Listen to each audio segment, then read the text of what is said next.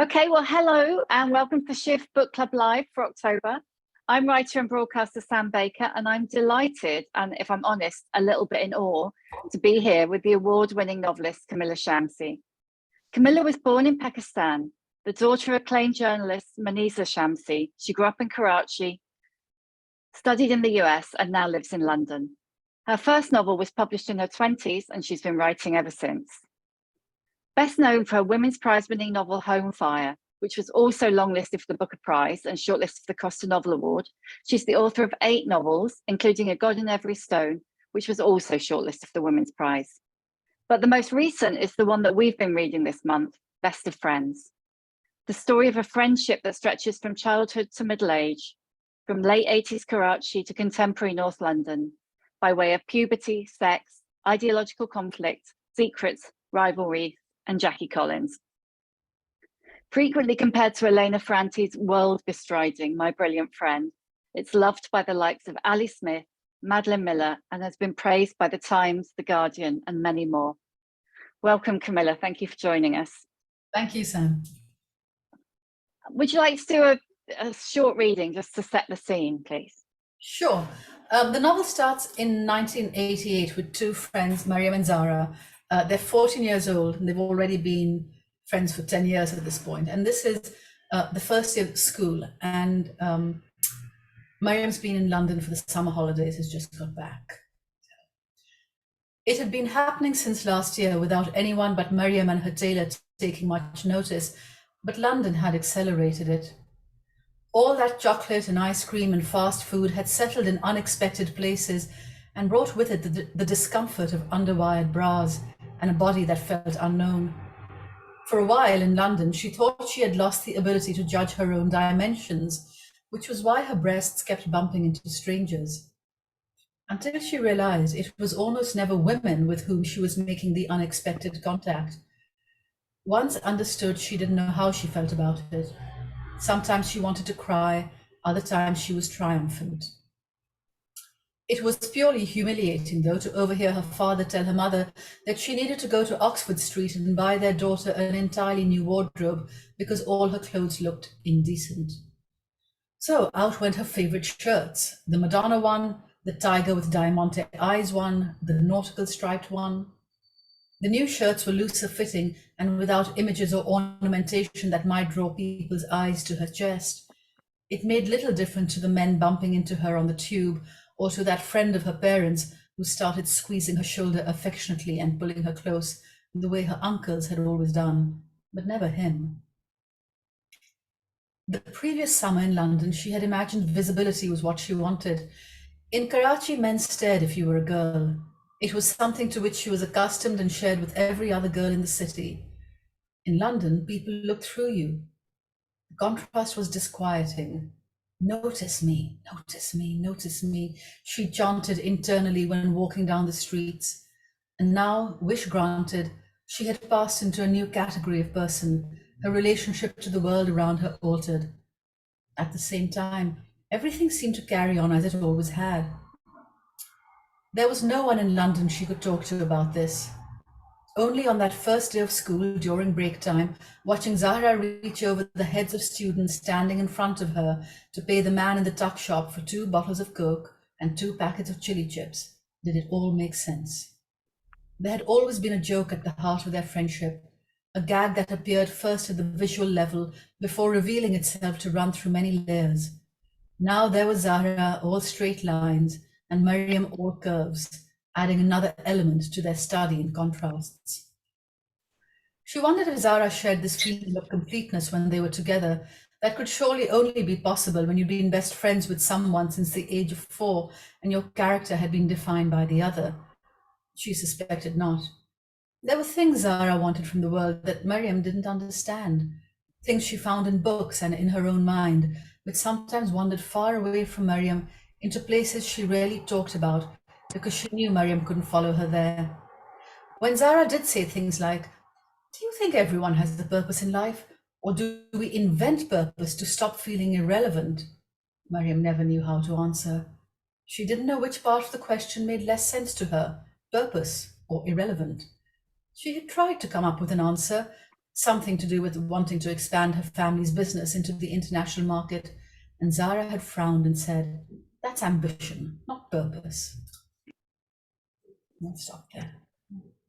That bit absolutely does sum it up, doesn't it? The difference, and oh my God, puberty. Puberty, awful. Oh, thank you. Where did they come from? Oh, Charlie, can you turn your audio off for me? Thank you. So where did Zara and Mariam come from? It's a good question. You know, my own best friend growing up was a boy, which I think people get surprised by. But of course, I mean, I had many friends who were girls as well. And it's really as I've got older that I've become more interested in particularly in female friendships rather than, you know, friendship between a girl and a boy. And so I knew at some point, I knew very early on that I wanted to tell a childhood friendship story. And it immediately came to me that they were girls. And honestly, Sam, it's this weird thing when you write that sometimes there are characters who you really have to work on, and you sort of have a glimpse of them from the corner of your eye, and you have to sort of, you know, spend a lot of time trying to sort of coax them into your field of vision. And with both Zahra and Mariam, they just landed fully formed at the same moment, which is to say what landed was not these two individuals, but a friendship. You know, and I knew right away that the different physicality, and I knew the different characteristics, and I also knew this really deep love and the things that they shared in common, such as, you know, enjoying Jackie Collins' novels. That bit may have come from my own adolescence. Yeah, just a very small bit of autofiction there. Is that typical for you, that something, is that how a novel starts for you, that you start with a moment or a scene or a relationship? Is that normally where do you start, or does it differ? It really differs. I mean, sometimes it'll be a kind of idea I'm following and trying to find a story with which I can tell it. With Home Fire, it was literally someone saying, you know, that a contemporary adaptation of Antigone would be an interesting thing. Other times it's an image that just sort of sticks in my head and I want to follow it. And with these two, it was childhood friendship, and that the particular nature of it and the way that it is somewhere between the kind of friendships we make in adult life and a sibling relationship. You know, it's not quite one or the other. I don't know, do you have friends in your life who've been your childhood friends? Sure. This is like the immediate humiliation of being that weird person with no friends from school. I don't have friends from school. I have friends from university and very, very early. I'm apologizing. Can you see? I'm apologizing for it. No, don't apologize, because it's really interesting, because I ask this question a lot when I talk about the book, and there'll always be a fair few people, I would say probably a majority do, but a very significant number of people don't. And that makes sense to me, because I mean, you think of your childhood friends. Why did you become friends? I don't know. You were 4 years old and you were sitting next to each other in class. Exactly. Or you like playing hopscotch together. I mean, Mariam and Zara, they don't remember the beginning of their friendship. One of them remembers the other one helping her tie shoelaces. And so it's very possible, and in fact, it completely makes sense that when you become an adult and you have, you know, a much stronger sense of personality and characteristic and what interests you and what you believe in, it makes complete sense that there would be different kinds of friends who would answer, you know, those parts of you. And there is this odd thing in childhood friends where very often, and I wanted it to be that way with Zara and Mariam, I wanted to be two girls, then women, who, if they met as adults, would never be friends and would probably make very immediate judgments about each other and just, you know, possibly even dislike each other. But I wanted that, because there's this history between them, that there is a bond that is so deep in an almost familial way, except it's not familial because it can snap in a way that is harder to do with family. So I really wanted to follow that kind of thing. And of course, the other thing that happened was 2016.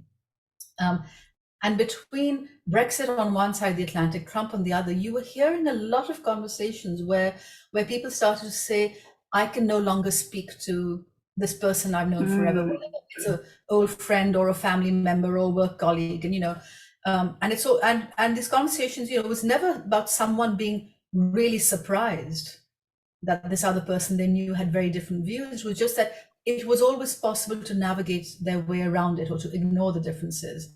And then it wasn't. And I thought, I'm going to do that. I'm going to have this really strong childhood friendship, which would make no sense in adult life except it's a childhood friendship. And at a certain point, I'm going to make it impossible for them to navigate their way around the very serious differences that have really always been there. It's so interesting because, like with Brexit and Trump and that kind of pivotal 2016 moment, you hear so often people say, oh my God, they're members of my family who I can hardly bring we row over the dinner table but you're stuck with your family. And with friends, it's a bit different, isn't it? And I'm just thinking now, and I don't think, to my knowledge anyway, I have any friends who were different, which is, I guess that's a problem in itself. I don't know that it's a problem. I think it's fine. I think you can be okay with that. But no, it is true. I mean, it is that thing where, if you are, say, a couple and you have shared bills or you have a shared living space, or even sort of, tickets to a holiday you're going on next year or whatever it is, or your family, or you are somehow professionally entangled, there are all kinds of things that sort of practical things that are keeping you bound together. Friendship, there's no practical thing. You can walk away from each other. Sometimes, yes, there's a larger friendship group which will try and bring you back, but maybe can't. But a lot of times those friendships are just sort of one-on-one friendship, and you can one day just decide, that's it, I'm done, and just walk away and be gone from someone's life completely. And yet the wonderful thing about friendship is how much we go through with our friends, and how much we'll often put up with from our friends, and they put up from each other, and the difficulties that we stay there, even though it could be so easy to walk away. We absolutely stay there. Interesting. I hosted an event a couple of weeks ago about friendship, and there was one woman and two men on the panel. One of the men had written a memoir about the death of a friend, and the other man was very bad he had no male friends. He was rubbish at maintaining friends.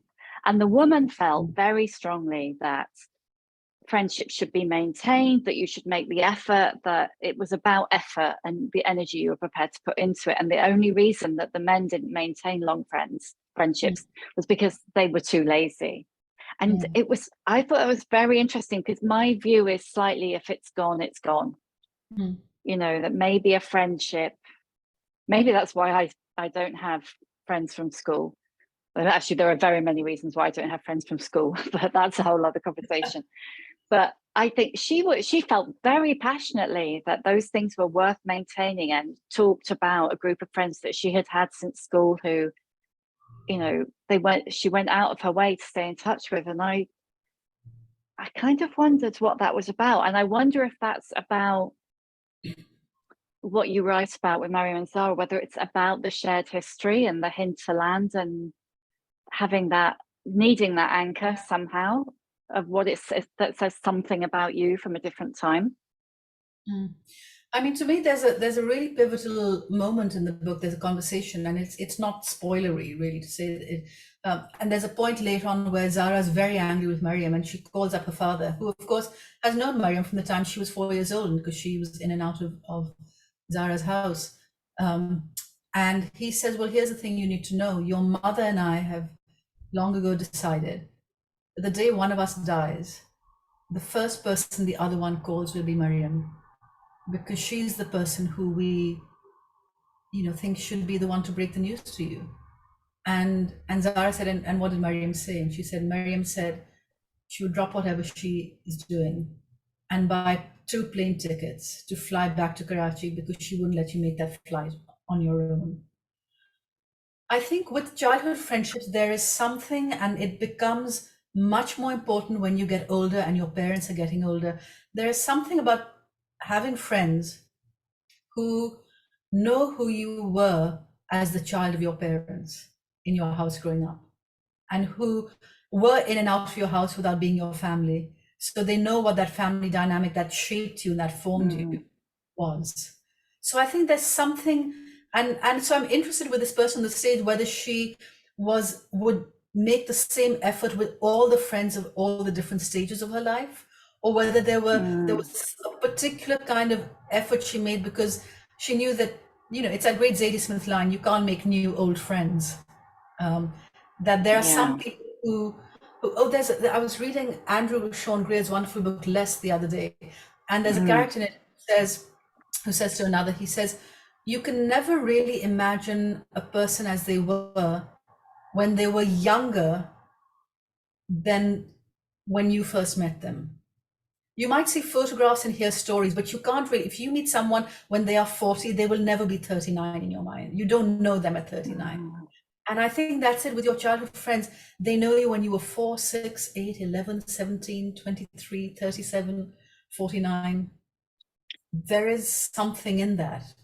They're like a human memory box almost of your moments.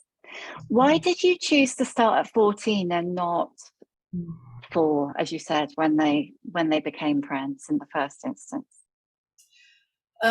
So it starts, they're 14, it's 1988, and it I want to start the novel the first moment where there is a sort of shadow falling on the friendship. And it comes about, it's because they're both coming into sexuality, and it is a topic around which, you know, there's sort of silence and some shame. And for the first time, they really feel that they can't tell each other. You know, one is sort of thinking, I don't want you to know who I like. And the other one's thinking, I don't want you to know this boy I'm having these conversations with because I know you want to prove. And they don't really have the language really for the changes they're going through and the things they're experiencing and feeling. And so I wanted to bring it in, you know, at that moment where a sort of silence is coming in and secrets are coming in. But the other reason, and it's quite specifically 1988 in Karachi, because it's also externally, it's a significant moment. I mean, I was 15 at the time, so they're roughly my contemporary. So I know what it was like to be young in that moment, which is when, you know, 11 years of dictatorship ends and the democratic elections, and this 35-year-old woman, Benazir Bhutto, comes to power, and suddenly you think anything is possible for a girl. And I really wanted to capture that moment of being a woman, a girl in adolescence, where womanhood actually is now suddenly, it's not that far off. You're in the first stages of exiting girlhood, at this really pivotal moment where this woman comes to power. And you were, like you said, you were 15 at that time. What was that moment like for you? Was it transformative? It felt extraordinary, you know, it did feel extraordinary. There is, again, a moment in the novel, as I said, it's not in any way an autobiographical novel, but the world and the context is very much a deeply familiar world in context. And there's a moment in it where it's just, you know, around election time, and they're all everyone is dancing, all these school kids are dancing. And the song, and it used to be Madonna that got them all on the dance floor.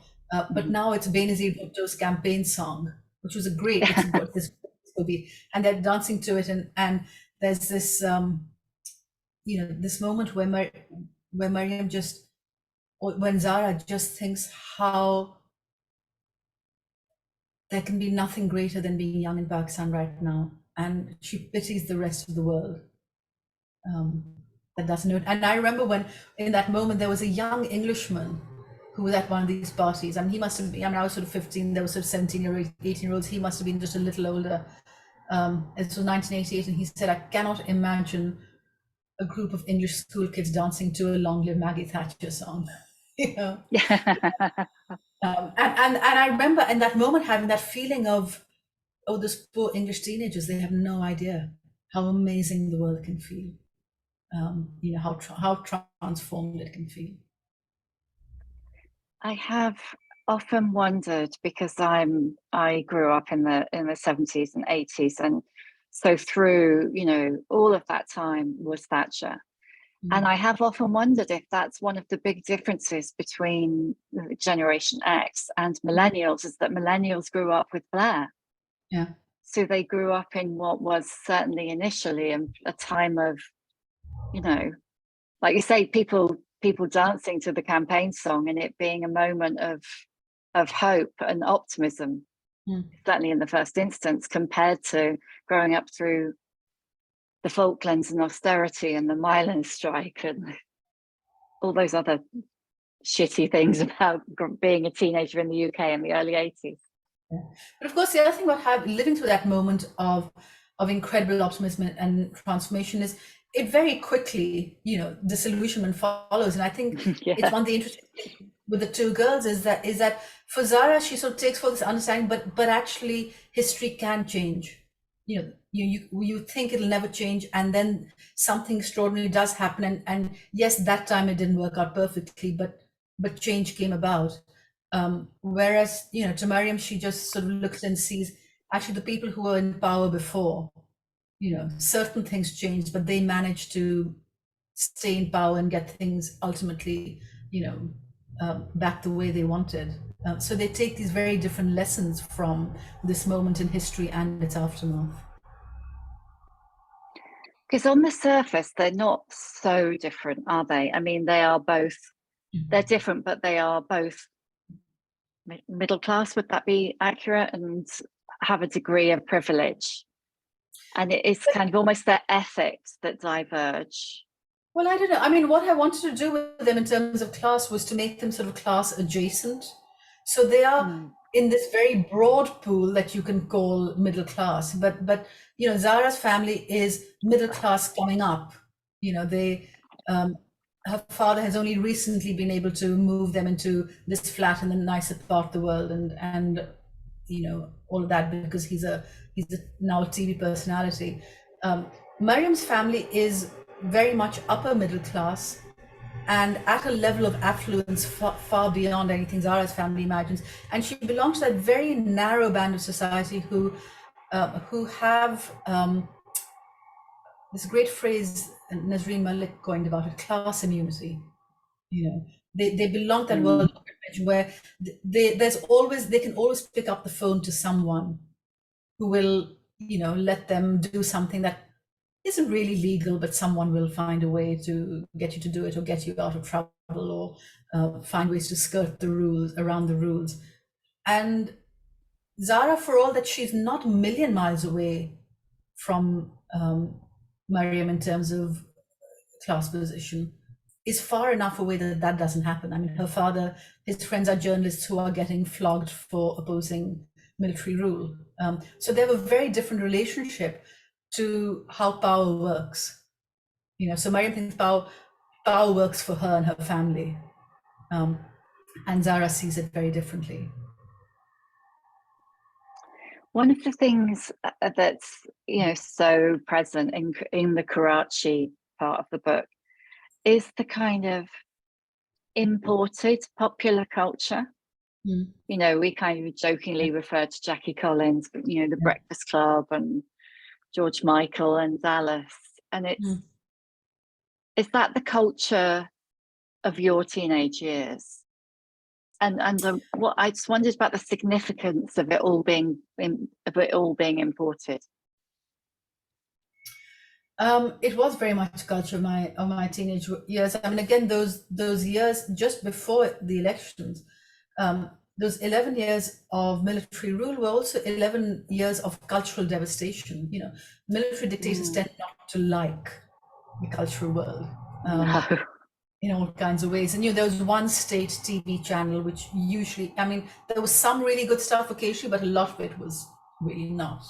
And music really, you know, the music scene, which had just started, a kind of local pop music scene, that died. The film industry died. And so what you were getting was a lot of it was imported. And of course, the other thing is, you know, I was growing up with English as my first language. So it meant that I had access to all this stuff in a different, you know, at I would read Jackie Collins and know what Jackie Collins was saying. So it was very much imported, and I think within the novel, it's particularly Zara who is really sort of captivated by it. Mariam's family, they can afford, they go to London for their summer holidays, and Mariam sees all this stuff there, and she's not that interested. I mean, she likes it, but Zara is really lives in that world, and to her, she wants to not be in Karachi.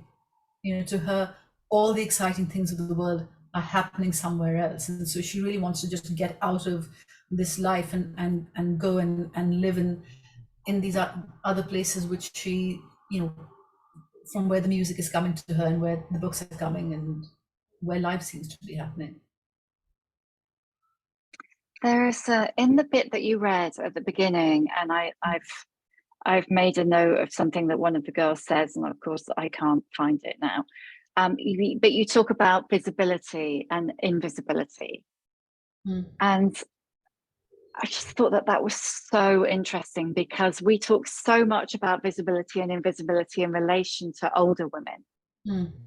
And it was so interesting to see it from a younger woman's perspective, and the understanding of that maybe visibility isn't always wanted, and what we all really want is to be able to turn our own visibility on and off.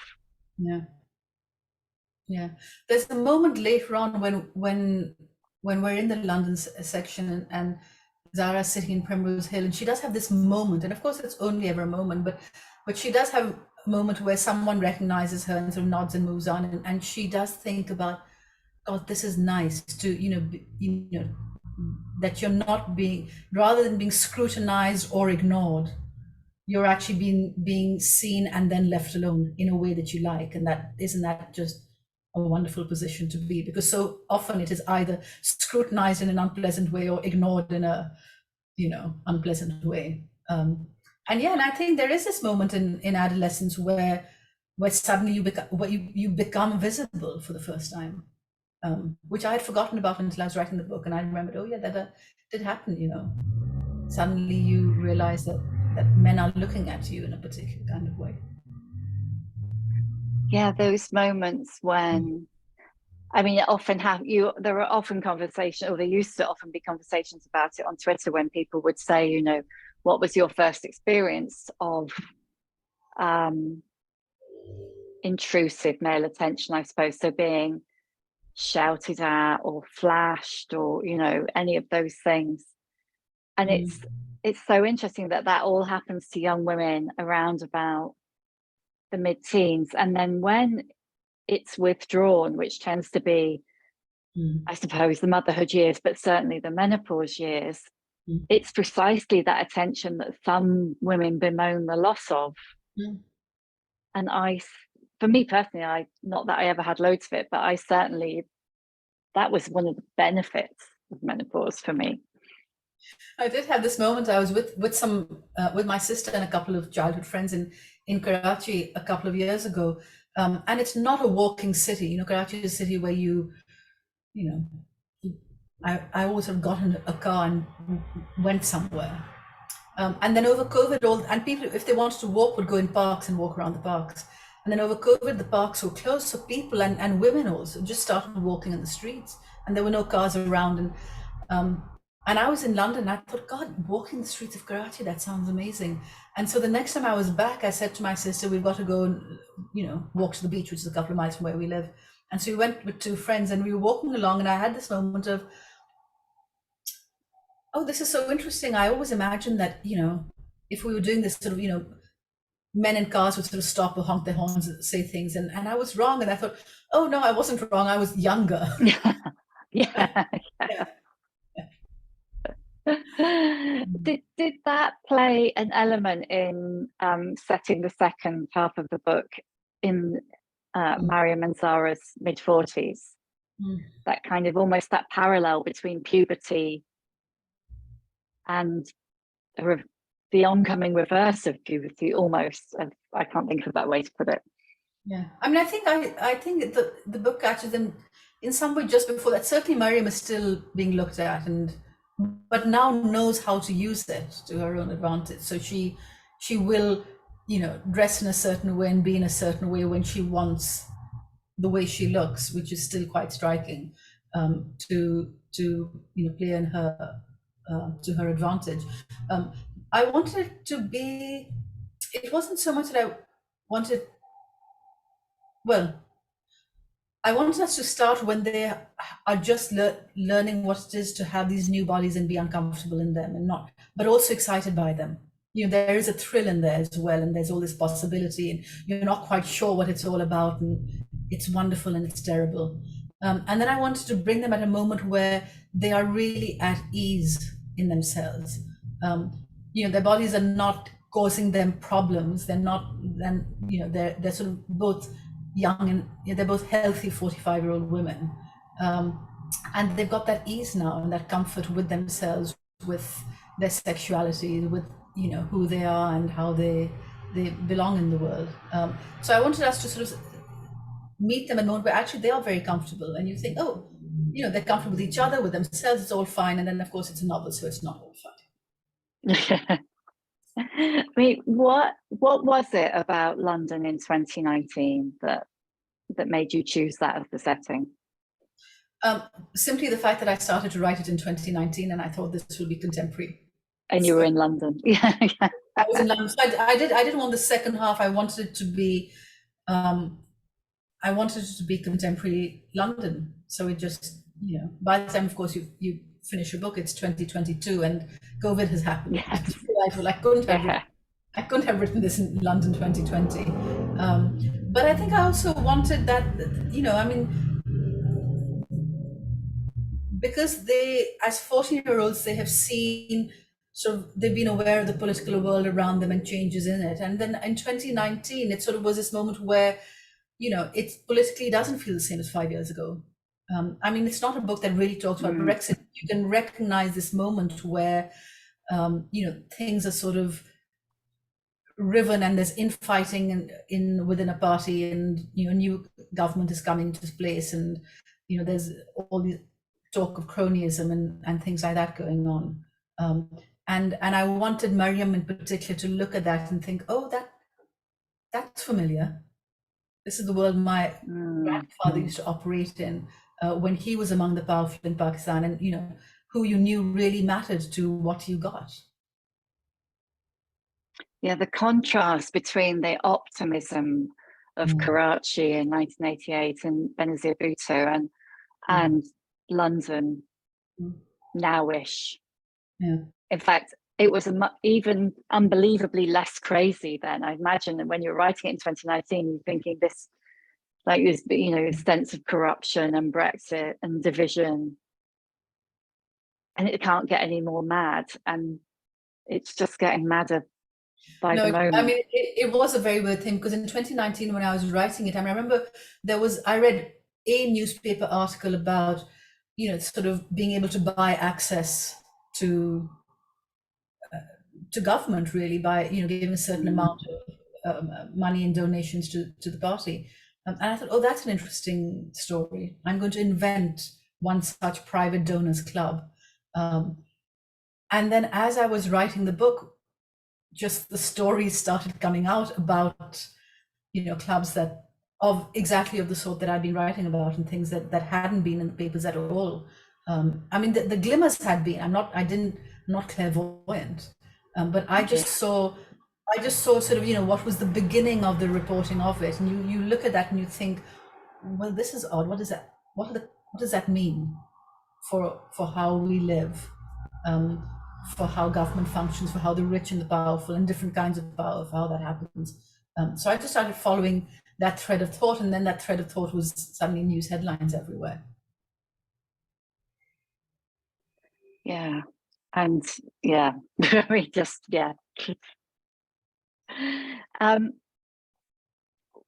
What was the impact, do you think? There's so many, often I'll interview an author and they will say, oh, my writing isn't political. And for me personally, I feel like since 2016, that has been harder and harder to make that wash? How do you feel? I'm going to guess, Sam, that none of the writers who've ever said this to you have grown up in Pakistan. You know, it's just not, I mean, it is this odd thing. I remember, you know, I know over the years in England, people have sometimes said, and in America, so, you know, how do you feel about people viewing you as a political writer? And, you know, I grew up knowing, I mean, you know, as I said, I was 14 when dictatorship ends. I was 5 or 6 going to visit my uncle under house arrest because, you know, he was a pro-democracy politician. In my life, it was always very clear that your life wasn't separate. There were days when schools were closed because of knock-on effects from what was happening politically. There were times when there was violence in the city and you couldn't go to the beach with your friends. You know, so the way in which these things reveal themselves to you are very personal. You know, it's, oh, I can't go to the beach today, but you pull at the thread of why can't I go to the beach today? And it's something to do with 2 political parties jostling for power, and you know, someone has been killed and all that kind of thing. So I've always been really interested in the way the fabric of our daily lives is so affected by events happening in the political realm. And you know,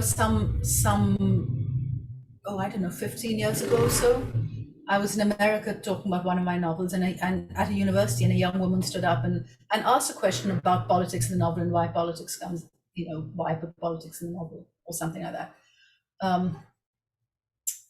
And I said, and I was honestly just reaching for something that I thought, you know, could make sense to her. And I didn't say this with any foreknowledge whatsoever, but I said, well, if ever Roe v. Wade is overturned in America, you'll stop asking how the political collides with the personal, you know. And I think COVID really taught us, I mean, you know, whether you could leave your house or not, who you could see, if you could get on a plane, where you could go to, those really, what we think of as these very intimate personal decisions were actually political decisions. You know, so it's always been there. To me, it's a matter of great interest and fascination how we then, at our personal lives, get to experience all of this and what it does, how we process it, and how it affects the decisions we can make. In the London part of the book, both Zara and Mariam are very successful. I mean, Zara is, you know, true to form, working head of a charity, and Mariam is a venture capitalist. I mean, I mean, those women, as you've said before, they would just not be friends, would they? They wouldn't have, they could scarcely have anything less in common at this point.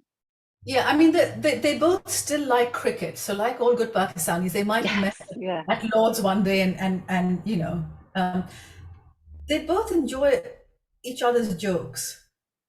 So there's that. But no, I mean, Zara is the head of a civil liberties organization, and Mariam's a venture capitalist and political donor, which also means they have very different ideas of how you get things done, you know.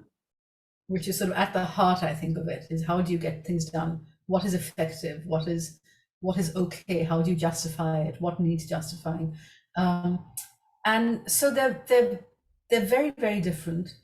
But they also, and this is the other thing about friendship, is you don't have to have only one friend. And maybe this is one of the things that is, you know, quite lovely about growing up. When you are a child, it can be so important to you to have a best friend and to be that person's best friend. And God forbid your best friend should ever choose another best friend. It's just the most heartbreaking thing in the world.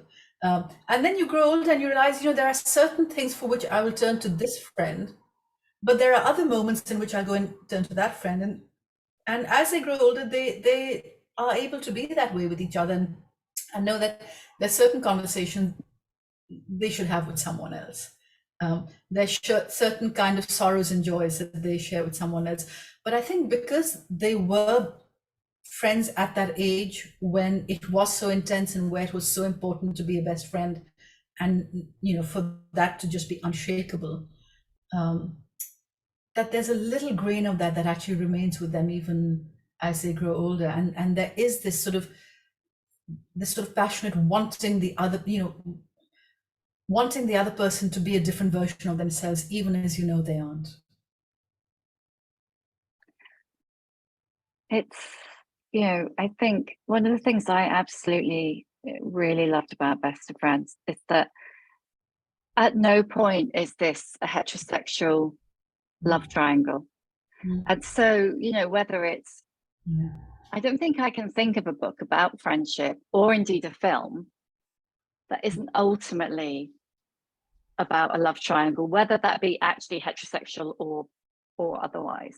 But this is what lies at the heart of this. Yeah, because actually that it was, one of the things that when I would read novels about friendship, and I do love Elena Ferrante, so this is not me in some subtle way or not subtle way throwing shade on her. I think those books are absolutely brilliant, but I'm talking more widely, in the wider culture, books, films. Either friendship is a subplot, and if it's the main story, then there is always, it's these two girls that they're really close friends, but there is this envy and jealousy, and then a boy comes along and derails it. And I kind of play with it, because early on a boy does come along, but the whole point of my story was, but just because the boy comes along doesn't mean that then we're getting the love triangle and the derailment, that there are different ways in which this can go. There's Nicola's just posted a great question, so I'm going to kind of interrupt to ask you. Saying the theme about social media and its impact on the women's lives and its role in the political sphere. Yeah. Was it important to include this in the contemporary part of the novel? I never know quite how to respond to whether something was important. It felt like a good idea. Let's put it that way. As I was thinking about them, and I suppose one of the things I was thinking about, because I want to think about the ways in which their lives are, there are these ways in which they look at the same thing and just see it so differently. And one of them was, very early on, there's this moment where they're talking about surveillance, and Zara, who works in civil liberties, for her things like face tagging and facial recognition is terrifying. It's this, and they've grown up in a military dictatorship, and to her it's so deep, this idea of the surveillance state. And Mariam, on the other hand, who is the venture capitalist who is investing in these companies, has a very different view on it, which is people can opt out of the face tagging and the facial recognition, and they don't. And the reason they don't is they want to be seen, they want visibility. And I do think we're living in such an interesting time where there is this, is it surveillance, is it visibility? And I wanted that to come through. But also I think there's all kinds of really interesting creepiness around the fact that, in the 80s, it's sort of quite straightforward that surveillance and power are concentrated in the hands of the government. And now they move from this other space in contemporary London where, they're the governments, but then there are also these social media corporations to whom people are willingly giving a level of information that they probably would never want to give the government. And is that a good thing? Is that a bad thing? How do you, what are the ways in which you can use it, and what are the consequences of all that? Yes, I wonder about the consequences of Elon Musk, in particular, owning Twitter, and how people will feel about that when he inevitably runs for president in about 15 years' time. Yep. Yes. And terrifying. He'll have all our algorithms, right? He'll know what all of us want. I mean, Zara, there's a point where Zara says, as you've been saying, I know firsthand how authoritarian regimes operate, and that's why this government has me so worried. And that's precisely it, isn't it? The government, the things that There's a Canadian Egyptian feminist called Mona El-Tahawy, and she writes a newsletter called Feminist Giant, and she wrote recently about all of what she would call a white feminist up in arms about what was happening in Iran. And made the point that you made just now about look at Roe versus Wade. You know, look at what is happening in your own backyard. Well, this is not to say you shouldn't be worried and supporting the women in Iran, but you know, the world is kind of closing in at the moment in that regard. The Western governments that, you know, that were democracies, are they now? Yeah, I mean, it is this moment where you really feel that democracy, which is still the best version of anything of government we have, but that it's been going so long that a lot of people have figured out how to game the system. You know, so they're gaming the system of democracy, and that's where we are with it right now, which is quite terrifying. Because again, you know, it's easy when there is a military rule. It's easy to say, well, that is bad. So what we need is for that to go in democracy to come. It's much harder when you're looking at things, you think, yes, there are, you know, all kinds of democratic institutions are still working, thank God.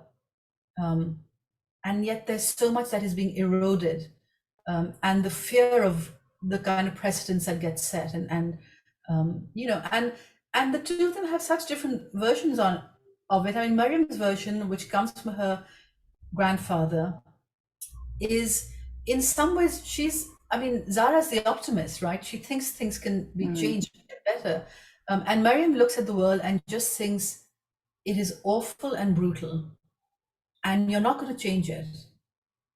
So what you can do is protect your own interests and the people right around you, and that's how, you know, she will sort of look at Zara and see Zara looking at her with some disdain or contempt and think, I'm looking out for you. You are among the people who I'm going to save when nothing else will, because the world will come crashing down, and all your human rights laws will not save you. I'll save you with my money and my power. And that's the reason I'm doing this. And there's a character, isn't there, who works with Zara, who basically calls, I suppose, I'm not sure what the right word is, despair or concern about what's happening a luxury. Yeah, it is. It very much is. You know,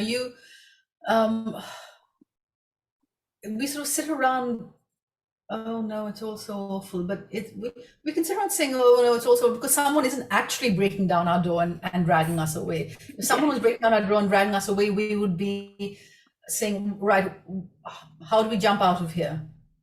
You know, or how do we barricade the door? You'd be doing.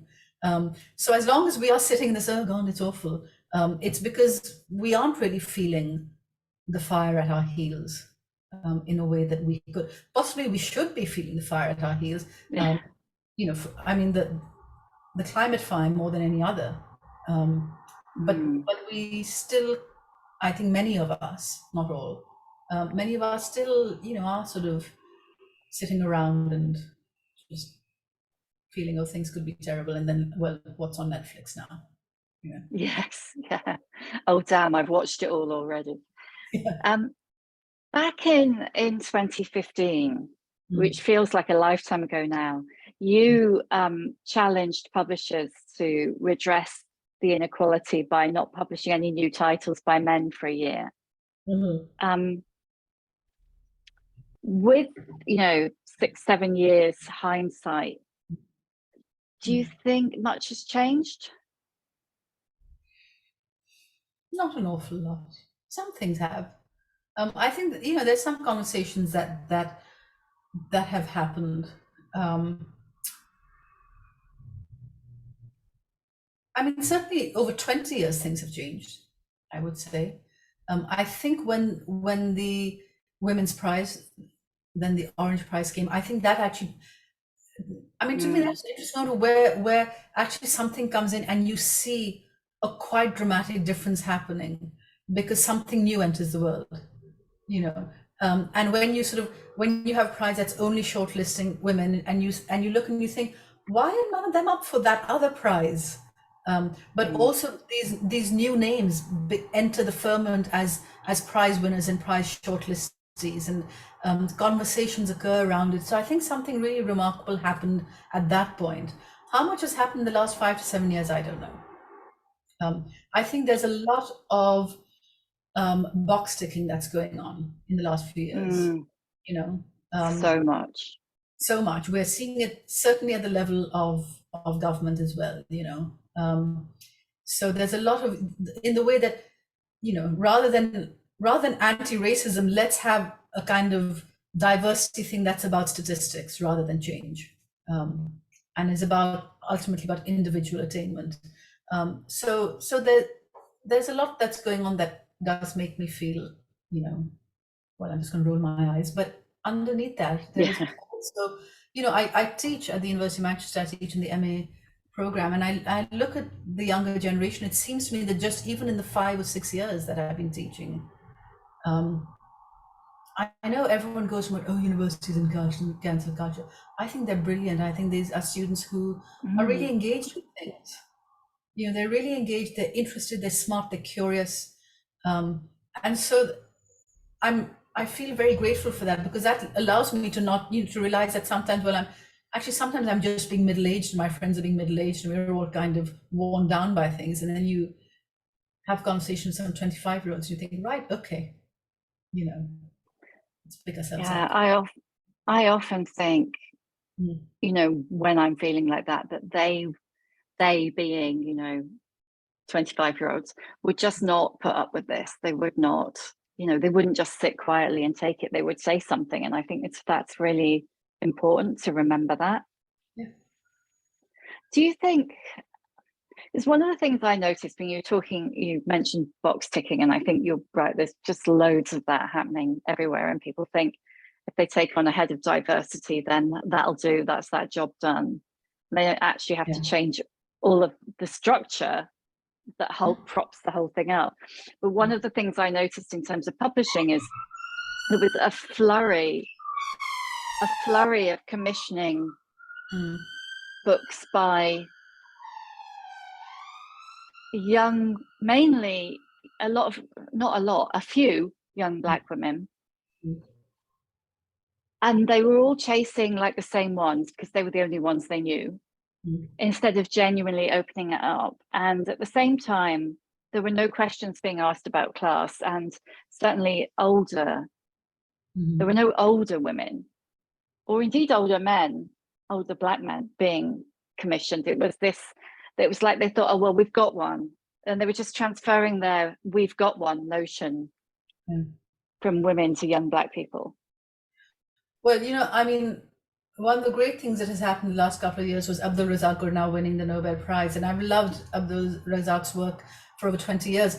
But in the you know, he sort of a couple of years ago published an amazing novel, and everyone was doing diversity, and no one was paying attention to this extraordinary book from this extraordinary writer who has been writing for decades now about precisely the things people claim to be so, you know, up in arms about, which is to do with migration and refugees and home and belonging and race and all of that. But, you know, he was an older man, he'd been around a while, and publishing wasn't paying attention. And then the Nobel Prize came along, which was wonderful. I think the other problem is, and again,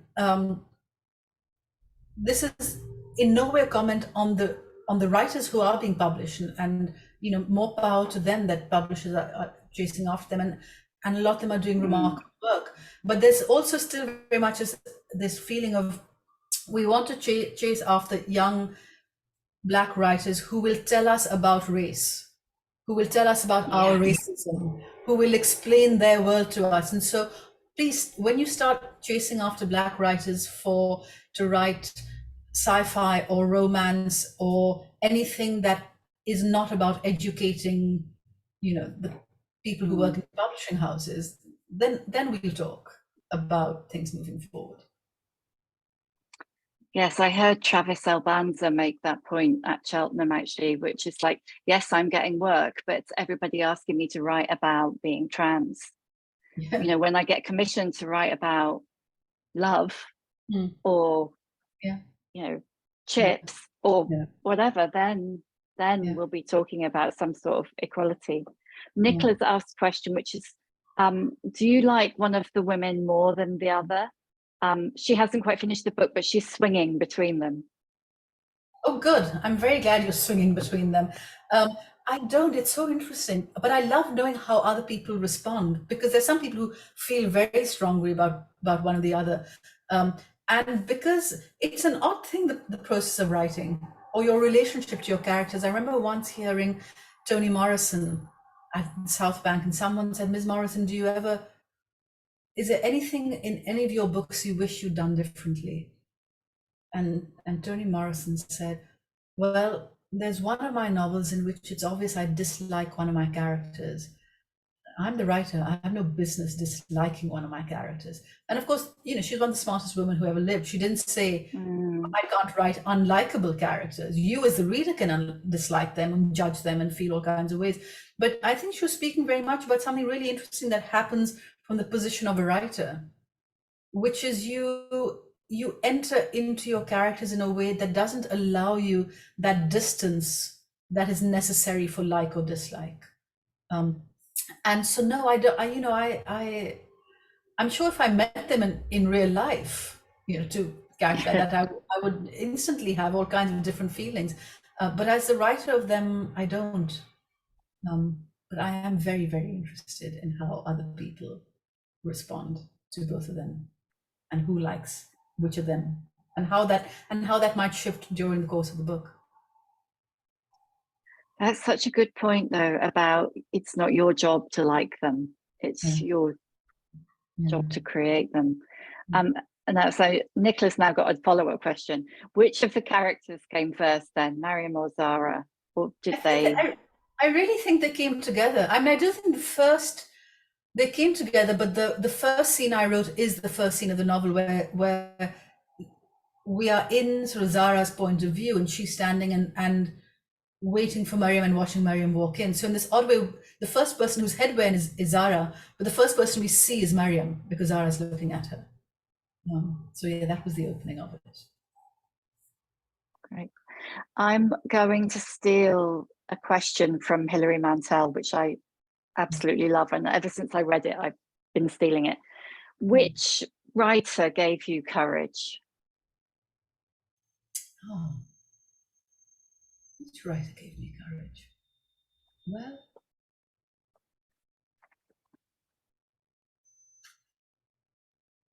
I remember reading David Mitchell's Ghost Written when it came out some 20 years ago. And at that point, all my writing was about Karachi and the world of Karachi that I'd grown up in. And I read this novel in which every chapter was in a different country. And each one of them was so assured and beautifully done. And I mean, of course, there are different kinds of courage, but I think there's one kind which involved saying, I can move beyond the intimate stuff of my life. I can range wider, and I can try more. And I think there was something in reading Ghost Written that was that moment for me. That's so interesting, because when we were talking, I think it was when we were talking before we started, but I've lost track of whether it was before we started or after we started. I think it was before we started, we talked about following up a big hit, like in your case, Home Fire. And we were talking about Monica Ali and Brick Lane, and how, in a way, she was never allowed to move away. She kept trying to move away from, Brick Lane. Yeah. And almost, I don't want to say she's gone back to Brick Lane with love marriage, because she hasn't, but it does feel like, that courage that you're talking about, is it always allowed? Does the establishment always allow it? No, I don't think it's always allowed. I mean, I think in my case, I was like the first 4 novels I wrote, which were, these sort of Karachi books, were fairly, they were quite nicely reviewed and all of that, but beyond that, no one had a sense. And I think that allowed the 5th novel, Burnt Shadows, which starts in Nagasaki, goes to Delhi, then to Karachi, Afghanistan, New York. In some ways, it wasn't like, well, I'm going to go back. I think people in Pakistan who were reading me had a sense of that, I was writing about Karachi, and they quite liked me doing that. But there wasn't that same sense, that burden of this is the kind of writer you are. I think it's very damaging for writers to have a kind of stamp put on them and be told this is the kind of writer you are. I mean, Hilary Mantel, God bless her, and if we look at the range of the kinds of writing she did, it's extraordinary. I mean, now people just talk about the Tudor trilogy more than anything else, but the books that came before, ranged so far and wide. Michael Ondaatje, whose work I love, ranges so far and wide. And so with Burnt Shadows, I was able to just do what I wanted, because there wasn't that much writing on it. There wasn't anyone going to say, why is this not a Kamila Shamsie novel of the sort we expect? Because no one was really expecting very much. And it is, I think, lovely to feel you can do that and not have someone saying, oh, well, why aren't you writing the kind of book you wrote the first time around, which must be a really dispiriting thing to have to hear. Okay, we're all out of time, but can I ask you, before we go, what is the best book, or the book that you have loved the most that you have read this year?